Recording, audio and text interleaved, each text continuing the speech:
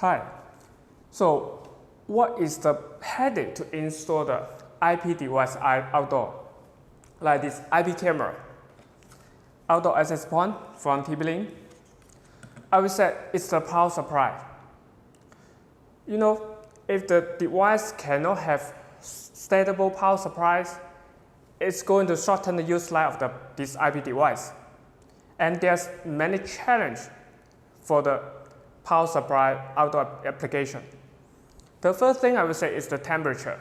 In summer, the sun can cook in your power supply unit and just raise up the temperature inside of the power supply unit. And the power supply unit usually convert the AC power to DC, and there's no 100% efficiency. So it always has 20% or 30% power loss and convert to the heat. So you're making the inside of your power supply unit more hot. So what is the possible solution? The first thing I will come up with is PoE, power over internet. So we can using this internet cable to send both power and data to your remote IP device, like camera, access point. So technically, it doesn't need to have power supply unit outdoor. The power supply has been moved into the back end, like the center or the control room. So you don't need to deal with the power supply unit outdoor, actually. So what is the component to come up with the PoE system? First, you need to have PSE, also named power supply equipment, similar as power supply unit outdoor, but it just will be placed indoor next to your, like the NVR or the switch. So this is the PoE injector. It's one of the typical PSE equipment. You can add the power, just inject the power to the cable and send with the data together to the remote IP device. Also, this is the PoE switch. Unlike the regular switch, the power supply unit has been built into the switch, so it also can provide both data and power. And of course, we still need the cable, because the cable will carry the power and data. One thing important about the cable is you better choose the pure copper Ethernet cable rather than the CCA. The reason is when the power travels through this cable, they always have power loss. If you're choosing the CCA, the power loss will be higher. The result is you may don't have enough power at the edge to power your IP device. So can we just using the PSE to power, like this switch, power any kind of IP device? The answer is negative.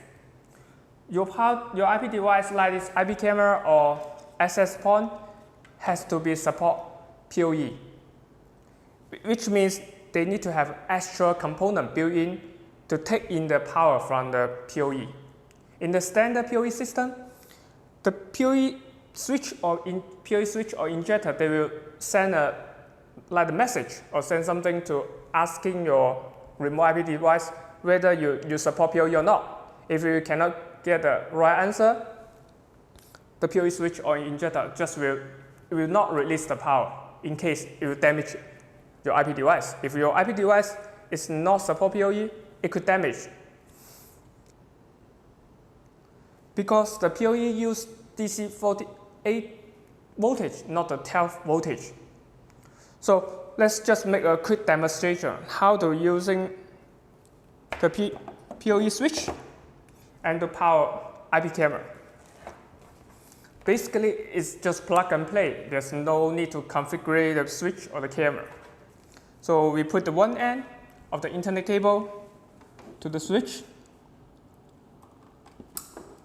You can see there are two kinds of Ethernet port. This 4 port can supply both power and data. And the last two is just for uplink the data to your, like the switch or your main network. So we plug one end of the cable to the PoE switch. Now we move to the other end, and we just plug in now we need to wait.